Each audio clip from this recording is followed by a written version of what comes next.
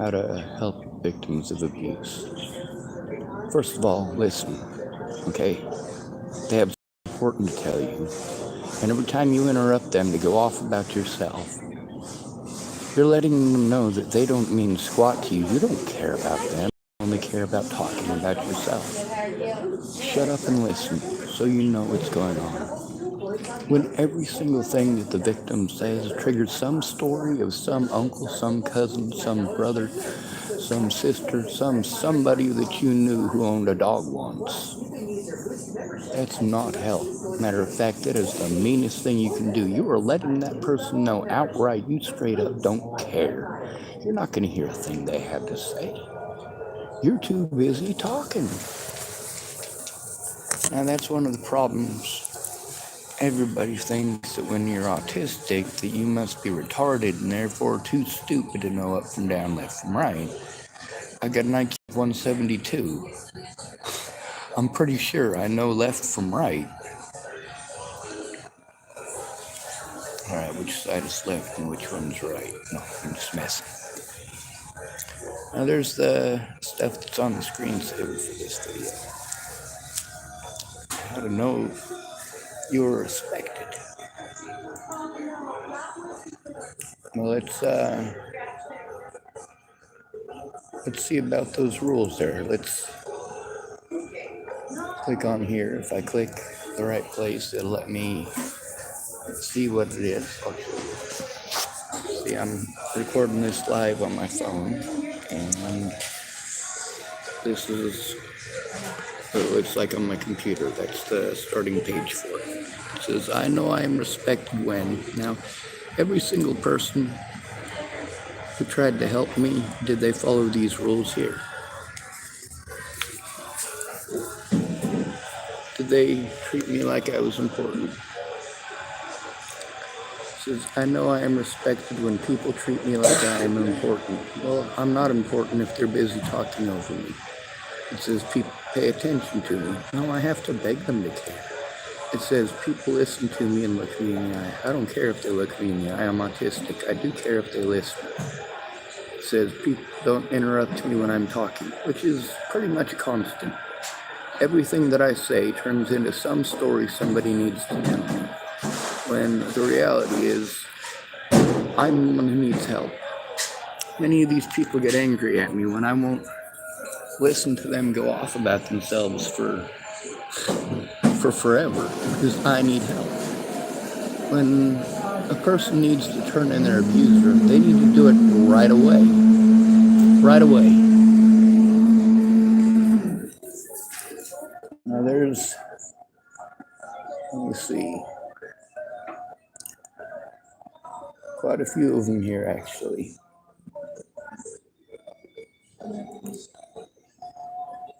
Now, one of the things with Facebook algorithms, YouTube algorithms, there used to be a way to go look at all of my videos in the same place, and I could go through my videos based on oldest to newest or newest to oldest. It won't let me do that anymore. Also, I'm exhausted. I'm still in a lot of pain. Not as much as I was in yesterday, but all that's relative. Mentally, I'm not exactly in the best shape, obviously. Usually after a major meltdown, it takes me 2 to 3 days to get my head straight.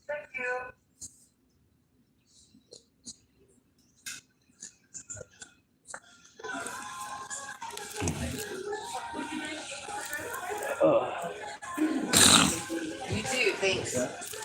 There's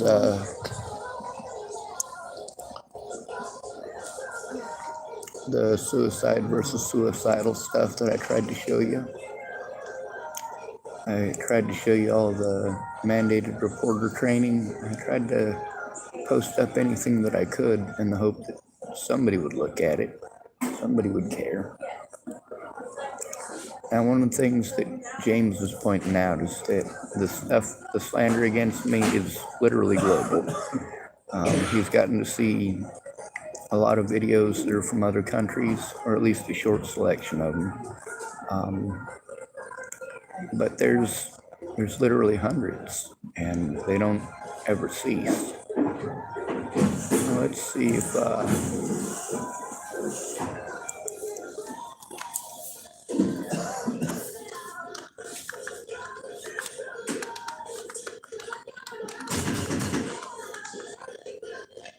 right.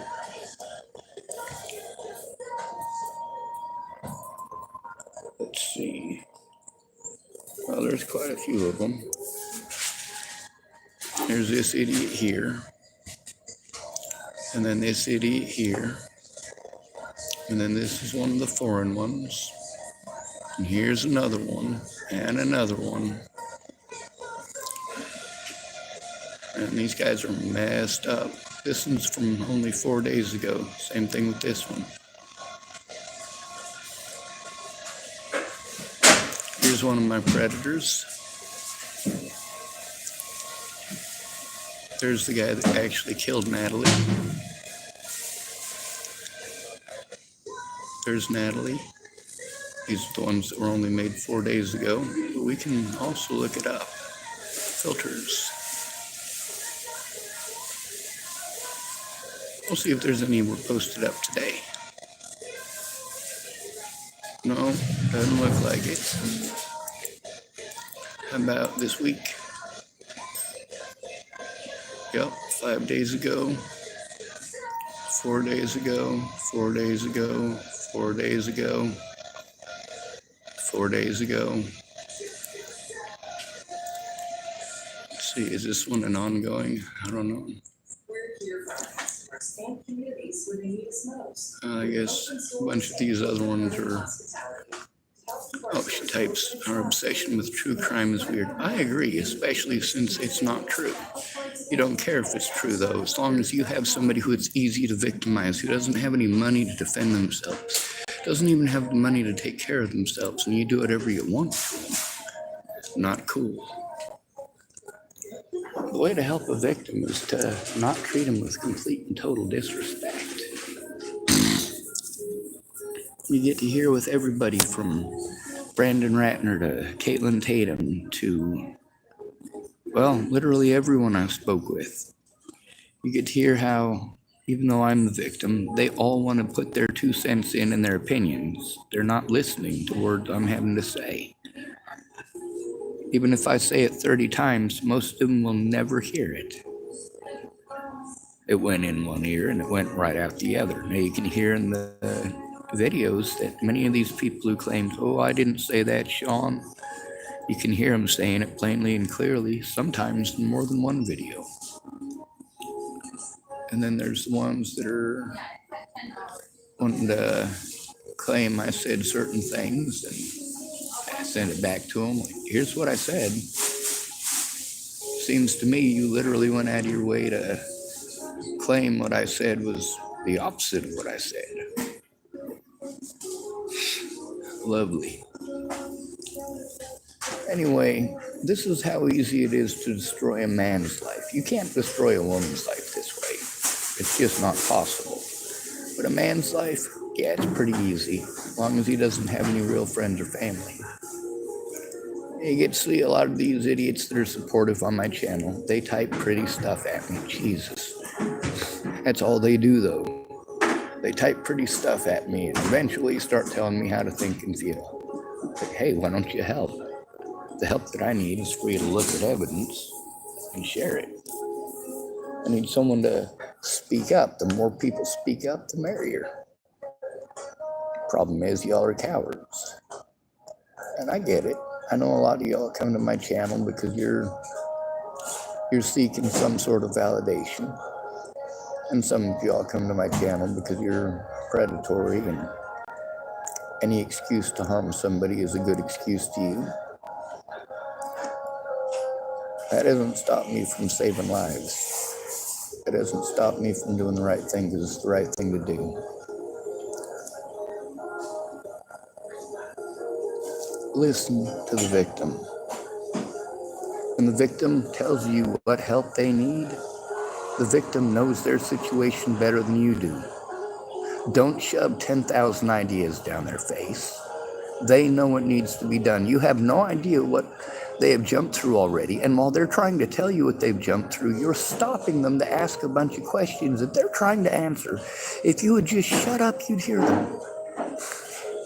And then in the middle of it, you've got to, of course, interrupt and talk about your Aunt Lucille or your Uncle Donald or whoever. Oh, the same thing happened to my uncle's cousin's brother, sister's dog's chicken's former owner. Whatever, dude. Get off it. If you're going to help somebody, that requires finding out what's going on and helping the victim to turn it in. When it comes to law enforcement, it's even tougher. Way tougher. When a homeless person has to turn in crimes against them, the other homeless people always remind them, hey, rule number 1 is never talk to the police. The police are not your friends. If you get beaten up and you go to the police will arrest you. So goes life.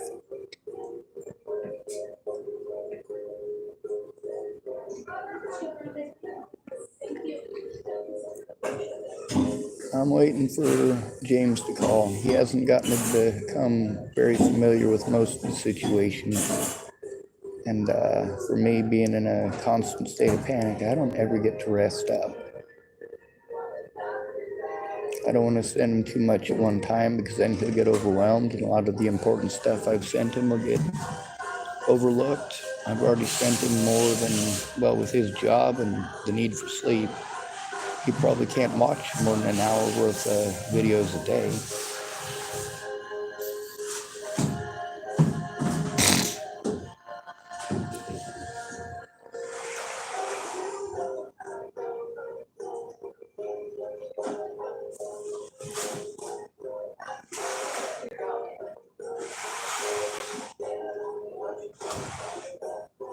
I get to live the very superficial nature of humanity. You guys can talk about how great America is and all that. However, the moment you become homeless, you're not a person anymore. You're not considered a human being anymore. You're not worth talking to, you're not worth listening to. If you try to tell someone what your struggles are, you're not telling them just to tell your story, you're hoping that person will care. But you can't force people to care.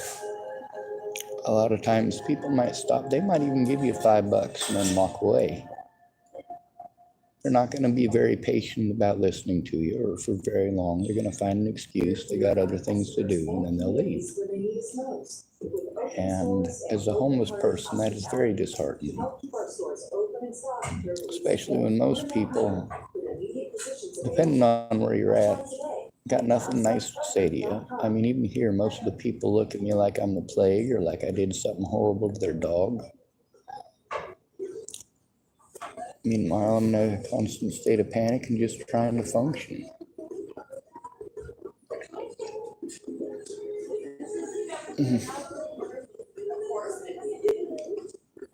I didn't choose for my back to hurt.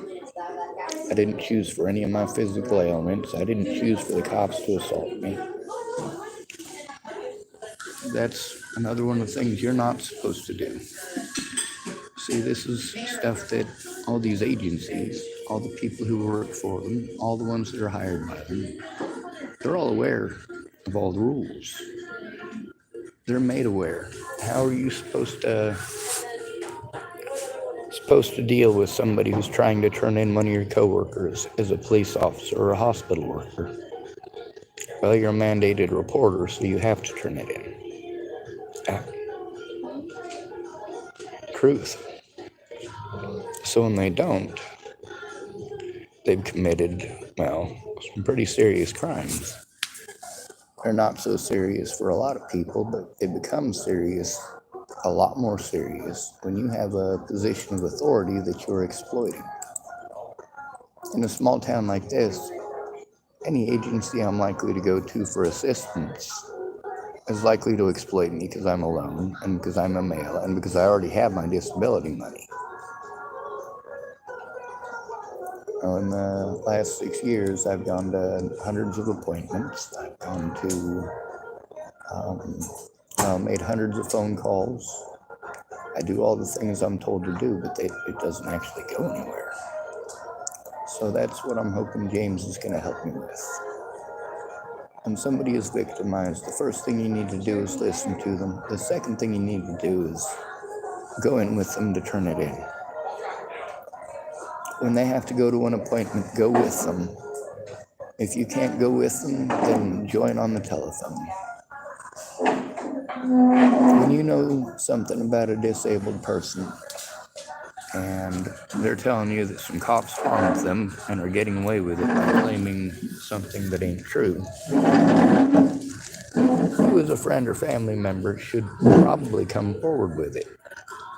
Like if your friend is assaulted by a police officer and the police officer charges him with assault and then pretends that he's schizophrenic, you know your friend's not schizophrenic. You've stated to him hundreds of times you know he's not schizophrenic. Well, what are you going to do about it? How about if that person has even showed you their medical records? Is that good enough? Well, that depends. That depends on if that disabled person has a friend or family member to help them turn it into the courts. I've got no idea how screwed up it is. A lot of people want to tell me about all of our rights in the United States of America. I'm like, they exist on paper, but whether or not they're actually enacted is dependent on where you fit in our society. If you live in a house, you're probably going to have more rights. If you live in somebody else's house, you're subservient. You're in a subservient environment. If you're homeless, you are always in a subservient environment, which means anyone can victimize you at any point in time. And nobody's going to care. When a disabled person is victimized, and they don't have to be a homeless person or a disabled person, but when they're victimized, they need somebody to go in with them for their safety to turn it in. They need somebody who, if you don't understand because you've never been through the situation yourself, stop interrupting them to tell them that you've never been through that. This isn't about what you've been through or haven't been through. It is about the victim. Stop making it about you. You are literally pushing your friends and your family to commit suicide when you won't stop shoving your crap down their face about how they should think and feel. When you won't stop shoving down their face all this crap, when all they're trying to do is get help stopping abuse, and you as a friend or family did what to help stop? You talked over them. It's something you're not supposed to do.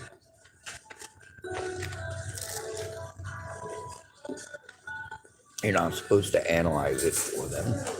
They don't need you to interrupt them every 30 seconds to analyze and break down the little part that you were willing to listen to before you, decided they were retarded and you were going to talk over them again. That is exactly the wrong thing to do, and that's the thing about being disabled out here. I am prone to severe quantities of victimization because I can't take care of myself. I can't take care of myself because of abuse, physical and otherwise, including financial abuse.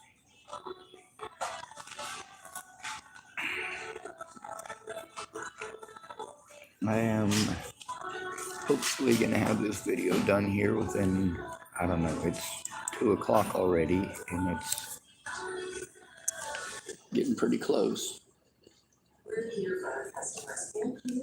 Now, going in person, that's absolutely the most important with the hospital here. We'll use James as an example. If James had been there with me, then the chances of me getting assaulted were next to nothing. Then there's, let's say, he was on the telephone with me, then at least he would have heard what was going on, and there would have been less likelihood of me being victimized. That doctor was shouting real loud while he was assaulting me, though. He was insulted, or felt insulted, apparently. He just wanted someone to hurt. That's all it was about. And that's what this video is.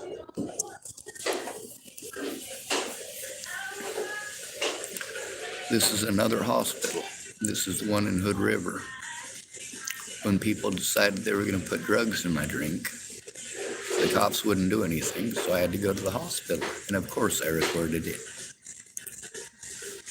You might want to fast forward, once this gets onto the internet, you might want to fast forward to an hour and 19 minutes just to hear the basis of it. But there's also the fact that there's a lot of evidence throughout it. Several of the people that I speak with there, I had spoken out about while I was there and since.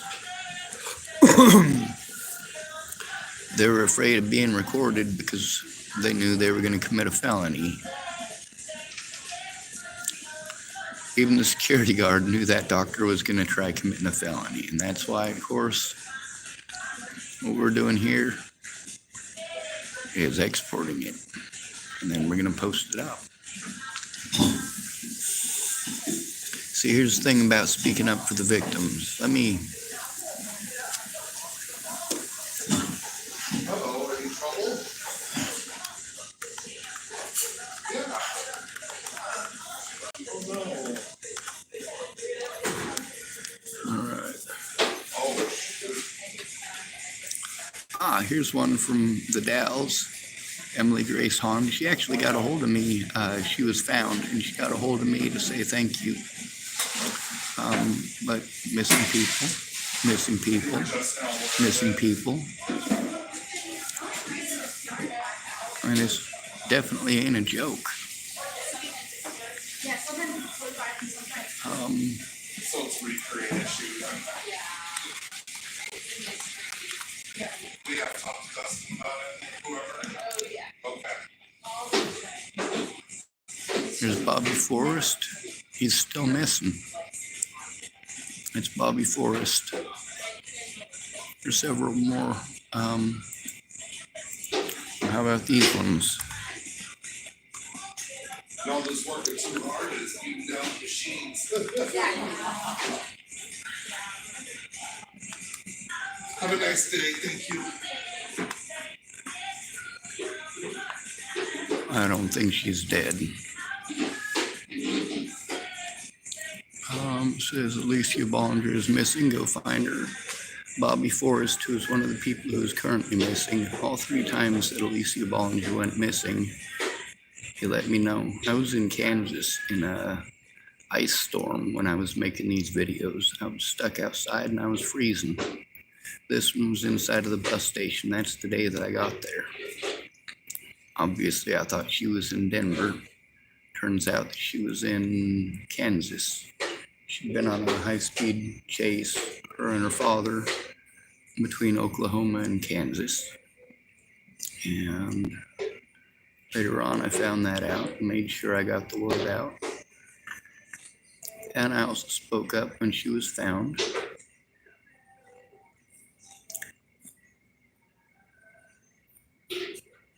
It's a lot different. I'm glad she was found. But she doesn't have any conscience.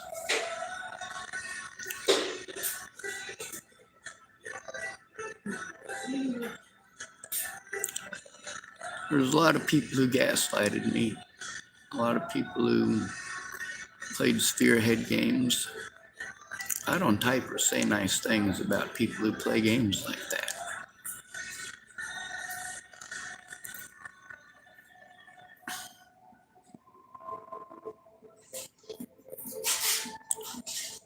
You know, Joseph Michael Lopez, Yeah, he pulled the trigger, but it was Natalie's mom, Natalie's sister, Natalie's Uncle Troy, Natalie's dad, Ted.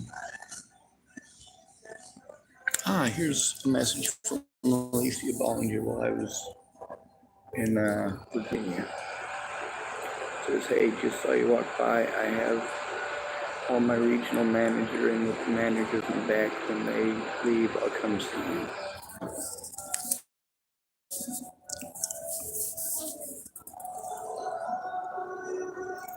Got hundreds of those. She sent a lot of them. Matter of fact, it was on a flip phone that she was sending everything to, so I actually had to delete a bunch of messages so that I could actually get more messages. Oh, here's a nice one from me.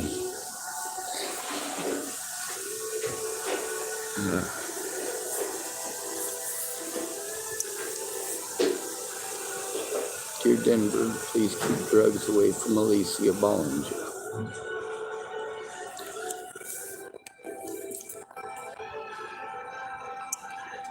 That's because I'm such a swell guy. But it doesn't matter, does it? I'm trying to find somebody who can help me with all of this internet stuff, help me navigate it, somebody who's decent with computers. I've got a few phone numbers, I just gotta wait till I get paid.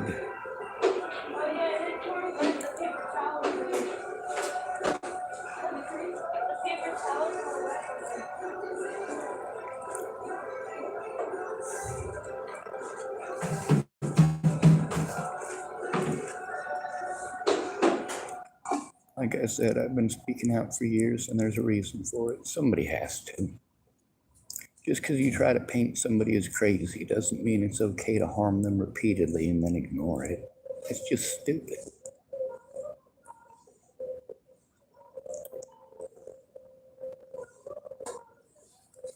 So what do you do if a friend of yours is being victimized? You call them up, or you go see them in person. You ask them what happened, and you offer to turn it in with them right away.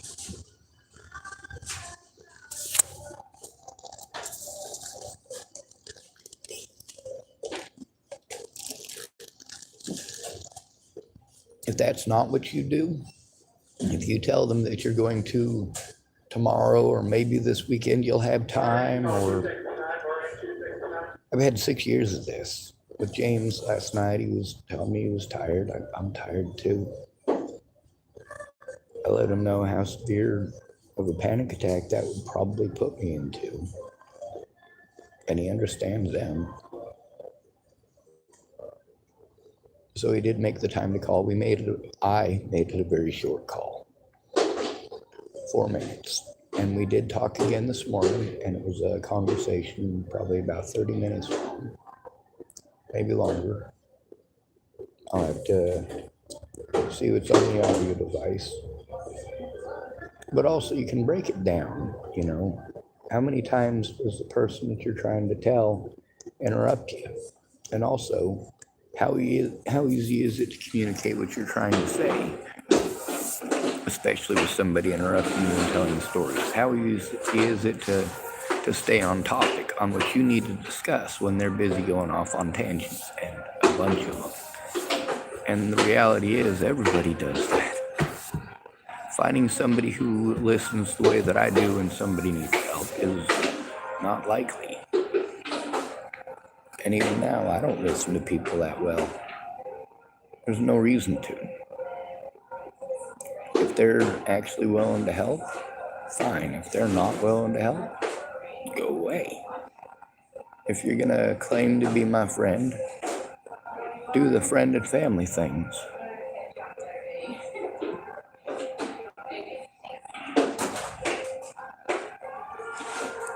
Anyway, here's another one with Natalie's messages. This was from 3 years ago. I kept on doing this, kept on posting up the actual evidence, not that anybody cares. 73 views there. Let's see. This one right here has got 664 views and it's only 4 days old. Doesn't matter that it's BS.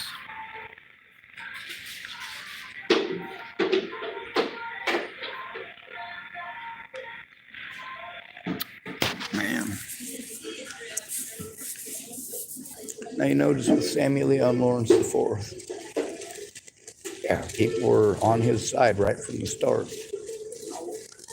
If you notice with Zaid Atkinson, same thing. People were there in person to help him, to assist him, to actually care and to actually speak up.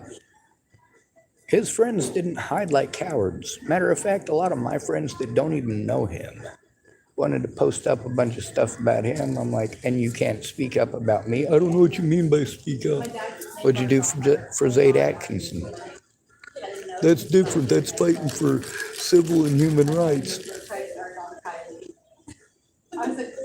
Thank you, Matthew. The police do this to homeless people and you're fine with it? It's not an uncivil or inhumane thing to do to a hobo? You ain't no friend. Matter of fact, you probably deserve to live homeless on the streets with no support, no friends, no family.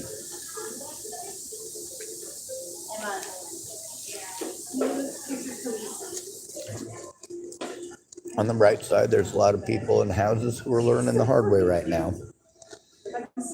Homelessness went from 500,000 in 2019 to, what is it now, 2.1 million? That's pretty significant. Although even back when they were saying that there was only 500,000 homeless people, how many of y'all know somebody who just is a couch surfer? How many people, the only thing that they have as far as an address goes is because they're paying somebody so they can use the address to receive mail? A lot of homeless folks, you can't afford $3,200 a month in rent. I get $800 a month to live on, and most of my money is spent before I get it because of crimes that were committed against me. Rights that I was denied. Now, if you force me to break the law to protect children, I'll do it. You guys can look at the stuff from Rawlins, Wyoming. What happened there? Brianna was beating on them kids. What did I do? Turned her ass in.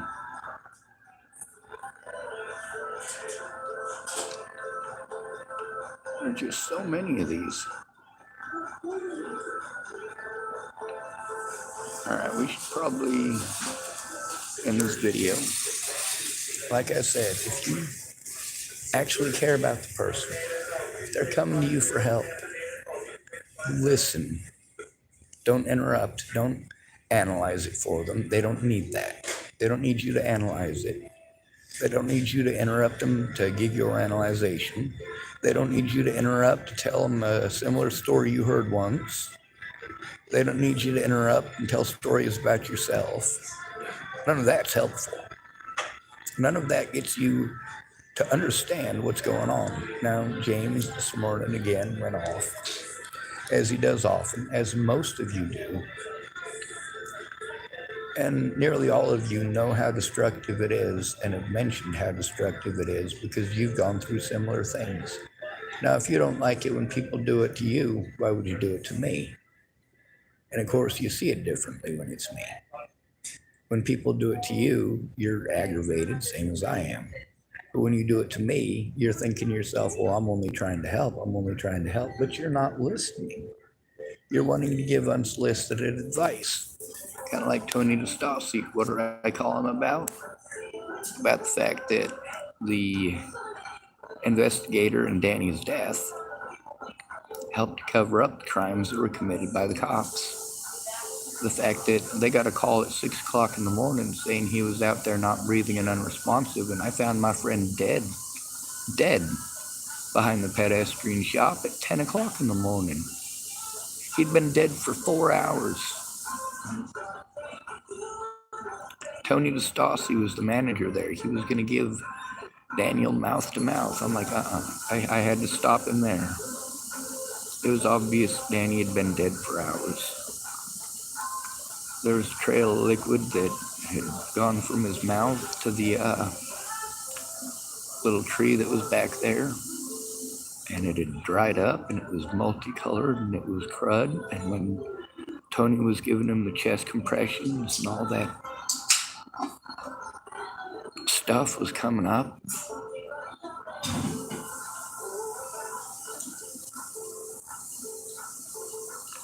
no, he was already 4 hours into decomposition. There was nothing that could be done. So Officer Gerhardt was the one who was supposed to investigate that and covered up the crimes the border police, first responders. Then when I had to try to turn in Waylon Lolotai, this guy told me that he couldn't investigate it. And then he wanted to call me back. He obviously couldn't have watched all the body cams in the time that it took him to call me back, because he was telling me he couldn't investigate it. Why? Because they were investigating the Zaid Atkinson case. That's right. Who was harmed first, me or Zaid? Me. But nobody cared about me. Nobody helped me to turn it in. Nobody helped me to have a safe place. And a lot of y'all, you don't stop to consider that all these places that I went, these people weren't interested in helping me. They had their own agendas. Most of them were just infatuated with death. Some of them were paid money to take me in. Stephanie Van Steen typed, "Is there any lawyer who will take you?" No, Stephanie, that's the thing about being called mentally ill. You have to have a, sorry about this. Some of this ain't appropriate for public, so I'm taking it out. Whatever, bud. Charging, it's just the only place you can plug in. Yes, sir. Underneath all of those, too. You're doing stuff in public, that's what I'm trying to. Yes, sir.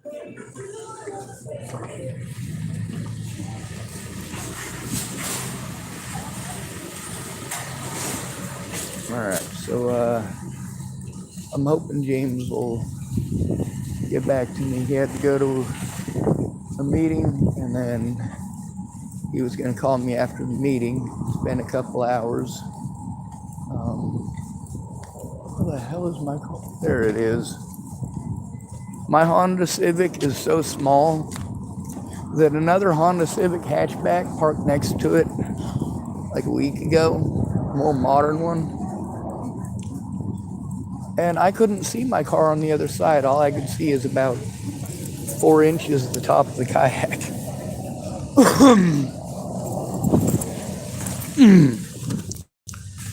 Anyway, there's a lot of stuff that I planned on having prepared, and it turned out that it was not where I had originally anticipated, and as a result, I wasn't able to read it. And that's one of the important parts, for especially when I'm overwhelmed. If I have it in front of me, I can read it to you.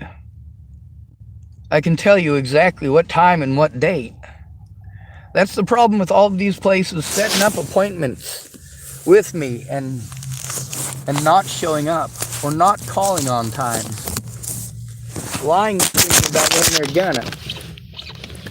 Like that, what's her name, Lisa? When Miss Scudder sat there with me in the Starbucks, how long did she sit there with me? Now, that lady was supposed to call me back so that I could turn in crimes that were committed against me. But she didn't call me back. She knew that I needed to have my computer in front of me to do this. She knew that I was going to find somebody to sit with me, and that I was going to get my computer so that when she asked questions, I could look it up and even send it to her if she's got an email address. But she didn't. She didn't fulfill her obligations nor her appointment. No, she waited until the next day, called me, well, when? When I didn't have my computer all set up. At a time when nobody would have their computers. Well, everybody in a house has got their computer set up all the time, don't they? Do you take your computer apart and go put it in your car every single day? Do you take it out of your car and then go take it up to your office and hook it up again every single day? Or your home? computer? Do you do that with that thing? No, but I got to do that with mine. I got 3 different computers. One of them's a desktop. 2 of them are laptops. One of them's a laptop that my sister's friend wiped because he's an idiot. Not my fault. But here's the thing. I had to spend a lot of money to get that help from my little sister. Ed wasn't even supposed to be there. I knew Ed was an idiot. I knew Ed was... Well, here's the thing is, I'm not a doctor, but I grew up in the fucking system. And I tried telling Tara that Ed was a schizoaffective. She was like, no, he's not. I'm like, Tara, he thinks that he can have his cousin drive military drones over your house whenever he wants. Okay, Tara? Yeah, every story that he tells is a far-fetched story. There is nothing that comes out of Ed's mouth that I believe.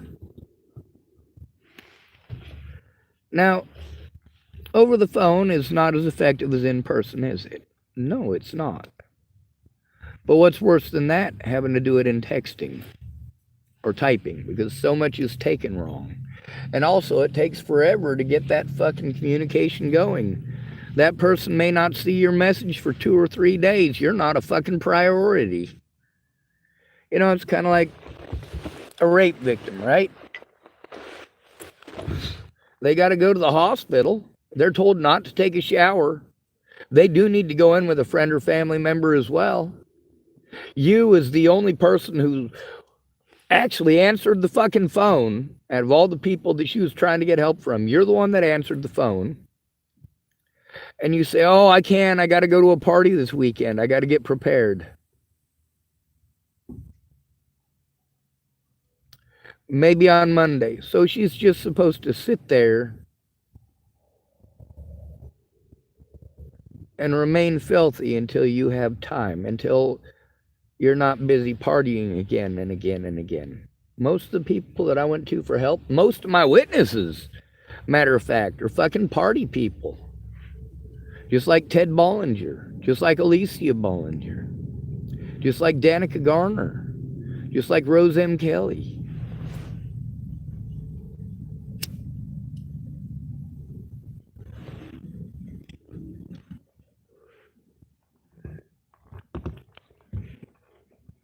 There's a big difference between having Asperger's and having brain damage. Although you can have both. When you've done a shit ton of drugs, chances are pretty good that it's not Asperger's. You got fucking brain damage.